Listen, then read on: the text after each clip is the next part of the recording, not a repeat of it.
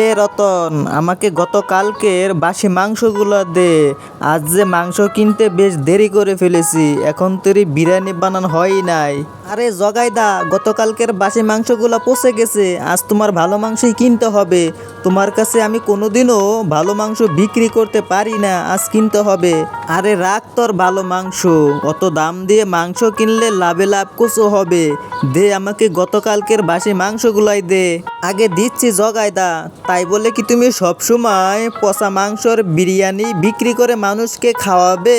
তুই দেখিস না গোপাল ভালো মাংস দিয়ে বিরিয়ানি বানিয়ে বিক্রি করে, ওর বউটাকে ভালো মতো চিকিৎসাও করতে পারে না। ওর মতো যদি আমিও ভালো মাংস বিক্রি করি, তাহলে আমিও তো ওর মতো হয়ে যাব। দে বাসি মাংসই দে। হ্যাঁ হ্যাঁ দিচ্ছি, তোমার যা মন চায় তুমি তাই করো, তবে একদিন না একদিন এর শাস্তি তোমাকে ভুগতেই হবে।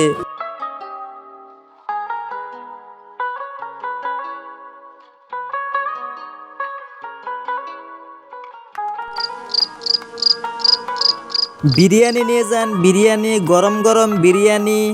এই যে দাদা, আমাকে একটা বিরিয়ানি পার্সেল করে দান তো। আগে দিচ্ছি, এই যে নিন আপনার গরম গরম বিরিয়ানি।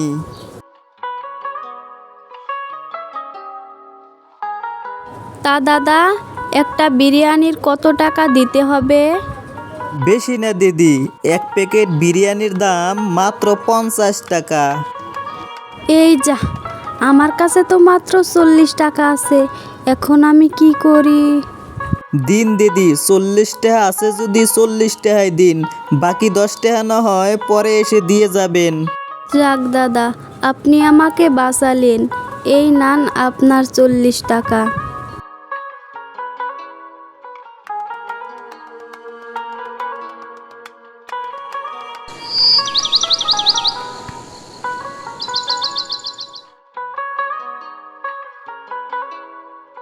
এই যে দাদা, আমার মেয়ে কদিন ধরে বিরিয়ানি খাবে বলছে, আপনি কি একটা বিরিয়ানি দিতে পারবেন? বড় উপকার হতো। হ্যাঁ হ্যাঁ, দিব না কেন, অবশ্যই দিব। তা টাকা এনেছেন তো? এক প্লেট বিরিয়ানির দাম 70 টাকা। আসলে দাদা, আমার কাছে এখন কোনো টাকাই নেই, পরে এসে দিয়ে যাব। কি বললে? পরে এসে দিয়ে যাবেন মানে বাকি? না না, বাকির নাম ফাঁকি। আমার দোকানে বাকি হয় না, অন্য দোকানে চলে যাও, আমার এখান থেকে তাড়াতাড়ি যাও। এরকমটা বলবেন না দাদা, কিছুটা বিরিয়ানি বাকিতে দিন না, আমি আপনাকে পরে এসেই টাকাটা দিয়ে যাব। আরে তুমি কি কানে কম শুনো নাকি? বললাম না এখান থেকে যেতে, যাবে নাকি ঘাড় ধাক্কা দিয়ে বের করে দিব? চলো মা, চলো এখান থেকে চলে যাই। আমি আর কোনো দিন বিরিয়ানি খেতে চাইবো না। আসলে আমি বুঝতে পারি নাই যে বিরিয়ানি শুধু ধনীদের জন্যেই। না মা, তুই এরকমটা বলিস না, আমি তোকে পরে এসে বিরিয়ানি খাওয়াবো।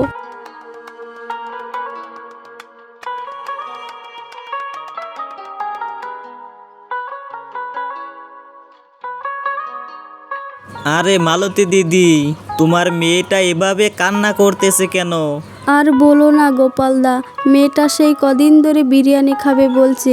কেমন মা হয়েছি, মেয়েটাকে বিরিয়ানিও খাওয়াতে পারছি না, তাই পাশের দোকানে গিয়েছিলাম। দেখো কাণ্ড, তোমার মেয়ে বিরিয়ানি খাবে, আমাকে আগে বলনি কেন? আসো, আমি এক্ষুনি তোমাকে বিরিয়ানি দিচ্ছি। কিন্তু কাকা বাবু, আমাদের কাছে তো বিরিয়ানি খাওয়ার কোনো টাকা নেই। তোমার কোনো টাকা লাগবে না মামুনি, আমি তোমাকে ফ্রিতেই বিরিয়ানি খাওয়াইতেছি। আসো, এখান থেকে নিয়ে যাও। না না গোপালদা, এটা হতে পারে না, আমি তোমাকে পরে এসেই টাকাটা দিয়ে যাব। আচ্ছা ঠিক আছে মালতী দিদি। দিদিমণি, এই নাও, তোমাকে একটা বিরিয়ানি আমি পার্সেল করে দিচ্ছি। ধন্যবাদ তোমাকে কাকা বাবু। ওরে আমার জনদরদি, এতই যদি দরদ, তাহলে বিরিয়ানি বিক্রি না করে মানুষকে ফ্রিতে খাওয়াইতেই তো পারিস। না না না, গোপালের জন্য কিছু একটা করতে হবে, নইলে তো আমার বিরিয়ানির ব্যবসা একেবারে লাঠে উঠে যাবে, আমি তো একদম ফকির হয়ে যাব।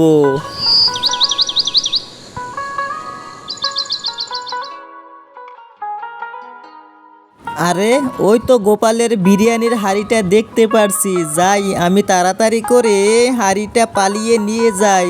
বেটার না থাকবে বিরিয়ানির হাঁড়ি, আর তারপর কিভাবে বিরিয়ানি বিক্রি করে তাও দেখবো।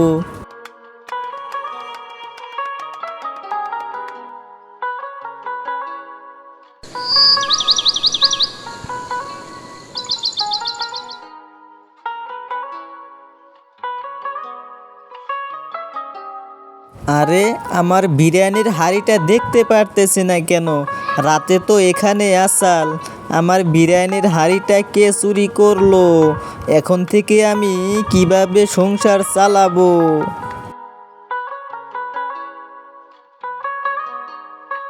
আরে আজ দেখি আমার বিরিয়ানি সব বিক্রি হয়ে যাচ্ছে। হে হে হে, মনে হয় গোপাল আর বিরিয়ানি বিক্রি করতে আসবে না। হা হা হা।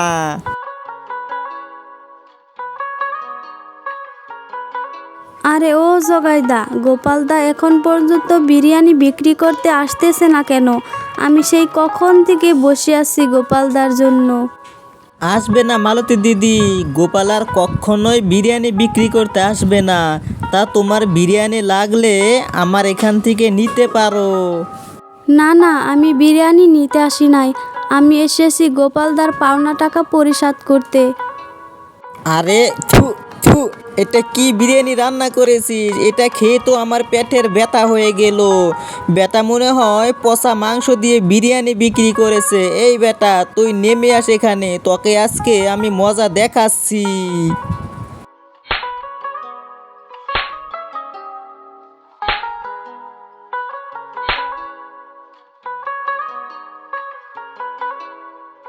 কিরে জগাইদা, দেখলে তো মানুষের সঙ্গে বেইমানি করলে তার শেষ পরিণতি এরকমই হয়। এবার বুঝলে তো? জগাইদা, আমার ভুল হয়ে গেছে, আমাকে ক্ষমা করে দাও। আমি আসলে কখনো বুঝতে পারিনি যে এমনটা হবে। আমাকে মাফ করে দাও না জগাইদা।